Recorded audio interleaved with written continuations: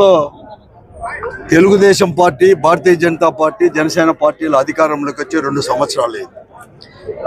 ఎన్నికల కంటే ముందు అనేకమైన హామీలు సూపర్ 6తో పాటు అన్ని వర్గాల వారికి అనేకమైన హామీలు చేస్తూ అభివృద్ధి కూడా చేస్తామని, ముఖ్యంగా వైఎస్ఆర్ కాంగ్రెస్ పార్టీ ప్రభుత్వానికంటే కూడా రెట్టింపు సంక్షేమ కార్యక్రమాలు అవన్నీ కూడా చేస్తామని చెప్పేసి ఎన్నికల్లో ప్రజల్ని కూడా నమ్మించి ఓట్ల అధికారంలో ఎక్కువ రావడం ఉంది. గద్దె ఎక్కి 2 సంవత్సరాలు పూర్తి అయింది. సూపర్ 6 హామీలు అమలుపరచలేదు. తర్వాత మిగతా హామీలు కూడా ఇచ్చిన హామీలు కూడా ఎక్కడ కానీ మర్చలేదు.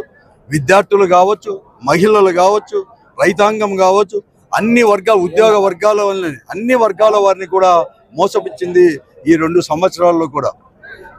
కానీ ఈరోజు డైవర్షన్ పాలిటిక్స్తో ఇవన్నీ కూడా డైవర్ట్ చేయాలని చెప్పేసి వారు ఇచ్చిన హామీలు ప్రజల ముందుకు రాకోకుండా చేయాలని చెప్పి డైవర్షన్ పాలిటిక్స్లో అనేకంగా రకంగా కూడా ఈరోజు ప్రభుత్వం కూడా ముందుకు పోతుంది.